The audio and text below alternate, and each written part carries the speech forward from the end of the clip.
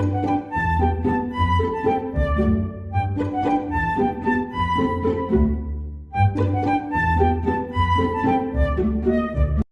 Morning प्यारे बच्चों, हमारे YouTube के बाल पथ चैनल में आप सभी का स्वागत है। और आज हम NCERT क्लास 4 की जो है पार्ट 13 हुदहुद पढ़ेंगे। तो हुदहुद जो है एक पक्षी होता है जिसके सर पर क्या होती है, कलगी होती है। यहाँ एक पिक्चर में देखो, एक पिक्चर दी गई है, उसमें पक्षी है और उसके सर पे क्या है, ये ताज है। तो ये उस पक्षी का क्या होता है, कलगी होती है। तो उसको ये कलगी कैसे मिली, कहाँ से मिली, आप इसके बारे में जानेंगे और उस पक्षी के बारे में जानेंगे। तो चलिए पढ़ते हैं। हुदहुद।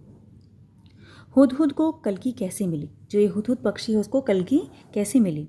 एक बार सुलेमान नाम के बादशाह आकाश में चरने वाले अपने उड़न खटोले पर बैठे कहीं जा रहे थे। तो एक बार की बात है जब बादशाह सुलेमान जो है अपने आकाश में उड़ने वाले, उनके पास एक उड़न खटोला था। यानी कि जैसे रामायण आपने देखी होगी, उसमें रावण के पास पुष्पक विमान होता है जो आकाश में उड़ता है। तो वैसे ही सुलेमान जो बादशाह था उनके पास भी एक उड़ने वाला विमान था जिसे वो उड़न खटोला कहते हैं। तो उस पर वो कहीं जा रहे थे। बड़ी गर्मी थी और मौसम कैसा था, बहुत गर्मी का मौसम था, गर्मी ज़्यादा थी। तो क्या हुआ, धूप से परेशान वह हो रहे थे। तो वो क्या हो रहे थे, धूप से बहुत परेशान हो रहे थे, बहुत गर्मी उनको लग रही थी।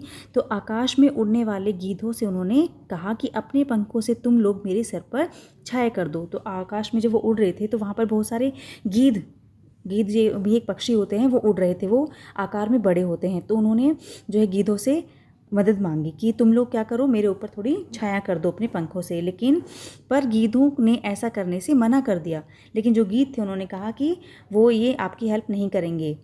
उन्होंने बहाना बनाते हुए कहा, हम तो इतने छोटे छोटे हैं, हमारी गर्दन पर पंख भी नहीं है, हम छाया कैसे कर सकते हैं।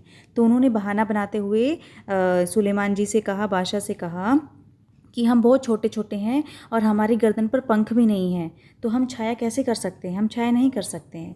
तो सुलेमान जो थे वो आगे बढ़ गए। कुछ दूर जाने पर उनकी भेंट हुदहुदों से के मुखिया से हुई। तो थोड़ा और आगे बढ़े और उड़े तो उन्होंने क्या देखा, आगे से क्या आ रहे थे, हुदहुद आ रहे थे। तो उनकी भेंट जो है हुदहुदों के जो पक्षी हैं उनके मुखिया से हुई।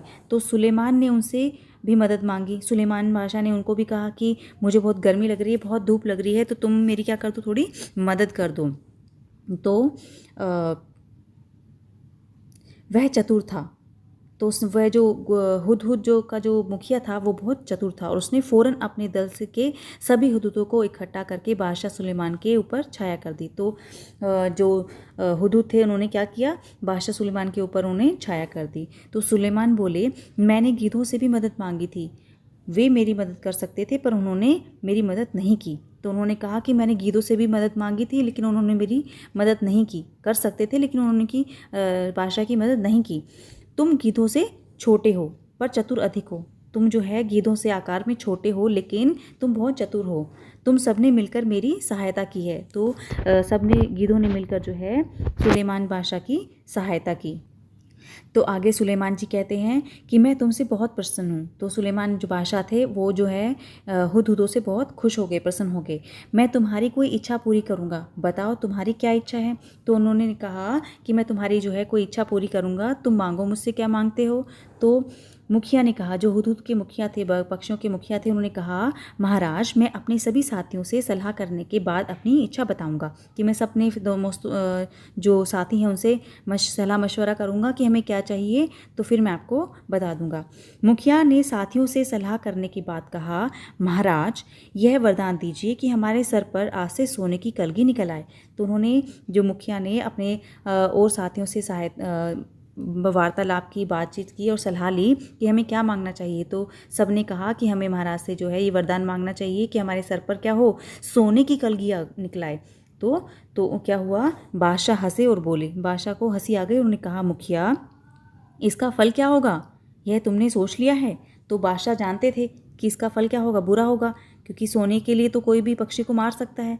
तो बादशाह ने उनसे कहा कि सोच लो फिर से कि इसका फल क्या होगा, इसका परिणाम क्या होगा। सोने की कलगी तो मैं दे दूंगा, लेकिन उसके बाद क्या होगा तुम्हारा, ये सोच लेना। तो मुखिया बोला, हाँ महाराज, मैंने खूब परामर्श करके यह वरदान मांगा है। तो उन्होंने कहा कि हाँ महाराज, हमने सबने सोच समझकर ही ये वरदान मांगा है। तो फिर क्या होता है, सुलेमान ने प्रार्थना स्वीकार कर ली। तो सुलेमान जी थे, उन्होंने उनकी प्रार्थना स्वीकार की और उनको क्या किया, वरदान दे दिया कि उनके सर पर क्या हो, सोने की कलगी निकल आए। तो सभी हुदहुदों के सर पर सोने की कलगी निकल आई। तो जो सभी पक्षी थे हुदहुद, उनके सर पे क्या आ गया, सोने की कलगी निकल गई। लोगों ने सोने की कलगी को देखा तो वे हुदहुदों के पीछे पड़ गए, तीर से उन्हें मार मार कर सोना इकट्ठा करने लगे। तो अब क्या हुआ, सोने के लिए जो है इंसान लोग जो थे उन्होंने हुदहुद पक्षियों को मारना शुरू कर दिया ताकि उनके सर पे से वो सोने की कलगी निकाल सके। फिर इस तरह से जो है हुदहुदों की संख्या क्या हो गई, कम होने लगी। हुदहुदों का वंश समाप्त होने पर आ गया। तब मुखिया घबराकर बादशाह सुलेमान के पास पहुंचा और बोला, इस सोने की कलगी के कारण तो हमारा वंश ही समाप्त हो जाएगा। तो जब वंश की समाप्ति होने को आई कि बहुत सारे पक्षी मरने लगे हैं और लोग उनको मार रहे हैं उनकी कलगी के लिए, उनको कलगी निकाल लेते हैं मारकर, तो क्या हो गया, उनको चिंता होने लगी, ऐसे तो क्या हो जाएगा, हम सारे हुदहुद मर जाएंगे, उनका वंश खत्म हो जाएगा। तो वापस हो जाए सुलेमान बादशाह के पास गए और उन्होंने कहा कि इनसे हमारी क्या करो, रक्षा करो। तो सुलेमान ने कहा, मैंने तो शुरू में ही तुम्हें चेतावनी दी थी कि मैंने तो तुम्हें कहा था कि सोच लो क्या परिणाम होगा। खैर जाओ, आज से तुम्हारे सर का ताज सोने का नहीं सुंदर परों का हुआ करेगा। तो सुलेमान ने क्या कहा, तो अब जो सोने का ताज था वो क्या हो जाएगा, सुंदर सुंदर परों का हो जाएगा।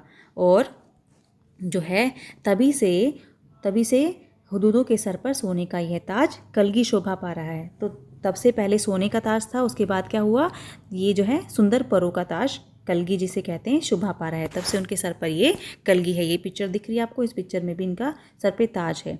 अब उनको ओरिजिनल पिक्चर आपको दिखाते हैं। हुदहुद एक ही बहुत, ये देखो अब हुदहुद जो ये पक्षी है, ये हुदहुद है और इसके सर पे ये जो है परों का पहले ताज था, अब क्या हो गया, परों की, सुंदर परों की कलगी निकल आई। तो हुदहुद जो है एक बहुत ही सुंदर पक्षी है, ये देखने में बहुत ही सुंदर होता है। इसके शरीर का सबसे बड़ा सुंदर भाग इसके सर की कलगी होती है। ये जो इसकी कलगी है ये देखने में बहुत ही सुंदर होती है। वैसे तो यह इसे समेटे रहता है, यानी कि इसको इकट्ठा करके रहता है, ऐसे इकट्ठी रहती है, लेकिन पर जैसे ही किसी तरह की आवाज़ होती है यह चौकन्ना होकर परों को फैला लेता है। और जब किसी की तरह की आवाज़ होती है तो उसको ऐसे ही इनको फैला के खोल लेता है। तो जब खुलती है तो ये बहुत ही सुंदर लगती है।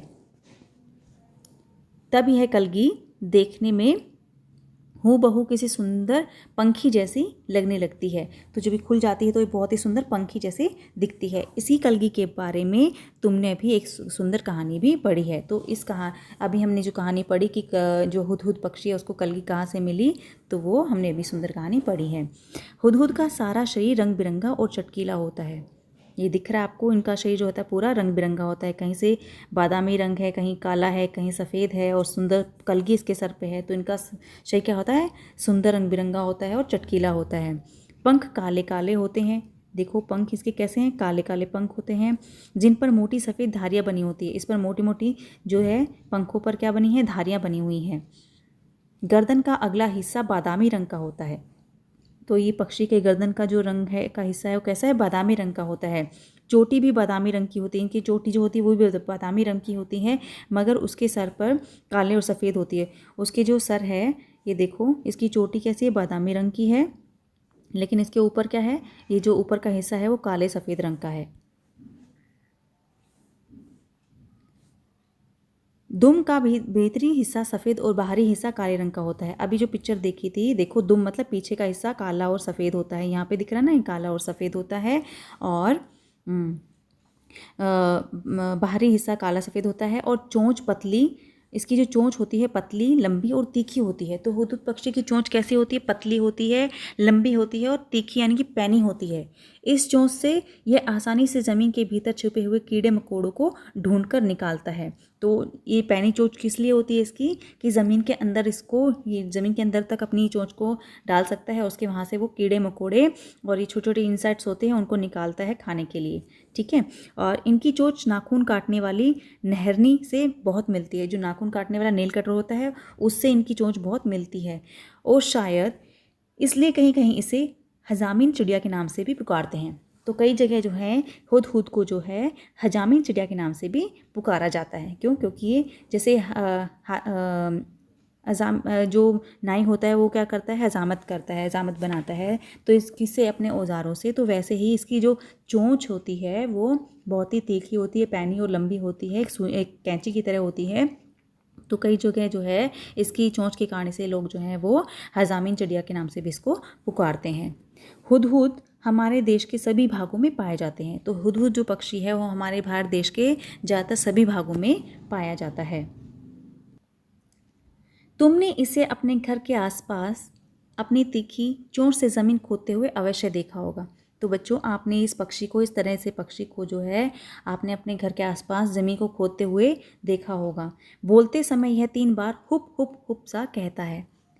ये पक्षी जो बोलता है तो इसके साउंड क्या होता है, हुप हुप हुप, ऐसी आवाज़ें निकालता है। इसलिए इसे अंग्रेजी में जो है हुप्पू, हुप्पू कहा जाता है। तो इंग्लिश में क्या कहते हैं इसे, हुप्पू, हुप्पू कहते हैं। और हिंदी में से हुदहुद कहते हैं। इंग्लिश में से हुप हुप हुप्पू कहते हैं, हिंदी में से हुदहुद कहते हैं। और ये जो है हुप हुप का साउंड निकालता है, आवाज़ निकालता है।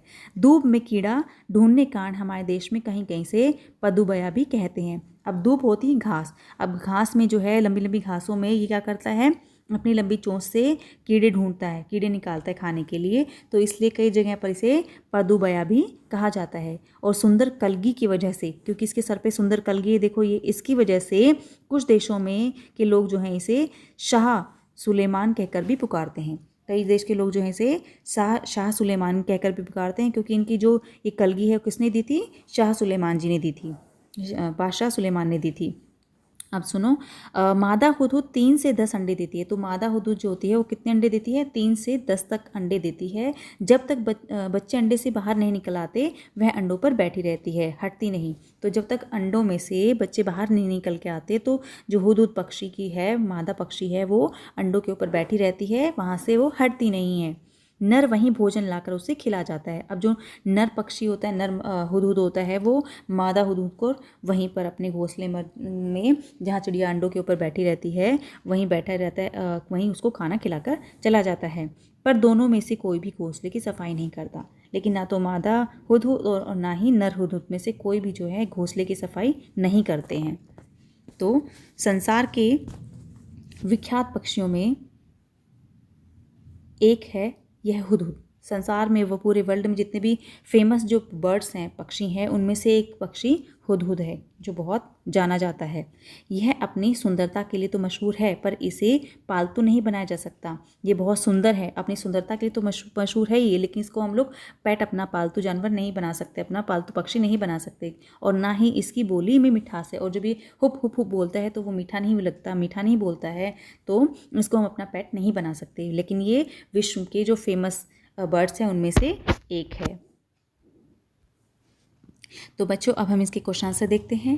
हुदहुद को कहीं हजामीन चिड़िया और कहीं पदुबया के नाम से पुकारते हैं, क्यों? तो जो हुदहुद पक्षी है उसके बहुत सारे नाम हमने पढ़े हैं। इसमें हुदहुद पढ़ा है, हुप्पू पढ़ा है, पदुबया पढ़ा है, हजामीन पढ़ा है। तो इनके नाम, इस पक्षी को इन नामों से क्यों पुकारा जाता है? तो हजामीन नाम से इसलिए पुकारा जाता है क्योंकि इसकी चोंच जो होती है पैनी होती है। जैसे कि एक हजामत बनाने वाले के पास बहुत सारे औजार होते हैं, पैने पैने लंबे लंबे, तो उसकी चोंच भी कैसी, कुछ ऐसी होती है। इसलिए कई जगह पर इन्हें हजामीन नाम से पुकारा जाता है।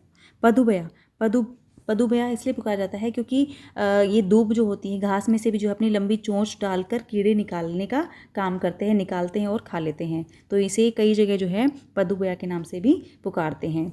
दूसरा प्रश्न है, हुदहुद की चोंच पतली, लंबी और तीखी होती है, इस बात को ध्यान में रखकर बताओ। अब हुदहुद जो पक्षी है उसकी चोंच कैसी होती है, लंबी होती है, पतली होती है और तीखी पैनी होती है। तो इस बात को ध्यान में रख के हमें 2 क्वेश्चन के आंसर देने हैं। पहला है, वे कैसे भोजन खाते होंगे? तो वो जो है ज़मीन में अपनी चोंच को गाड़ कर जो है नीचे, ज़मीन के नीचे रहने वाले जो कीड़े होते हैं उनको निकालते हैं और अपनी चोंच से उसको ऊपर करके खाते होंगे। दूसरा है, चोंच से वे क्या क्या काम कर सकते हैं? अब चोंच से क्या कर सकते हैं, वो ज़मीन के अंदर तक खोद सकते हैं और वहाँ से इंसेक्ट निकाल सकते हैं। ऐसे ही लंबी जो दूब होती है, घास होती है, उसमें से कीड़े निकालने का, ढूंढने का काम कर सकते हैं। और कई पक्षी आपने देखा, जैसे वुड कटर होता है, तो क्या करते हैं, पेड़ में अपना चोंच मार मार कर पैनी चोंच से वो क्या बनाते हैं, घोंसला बनाते हैं।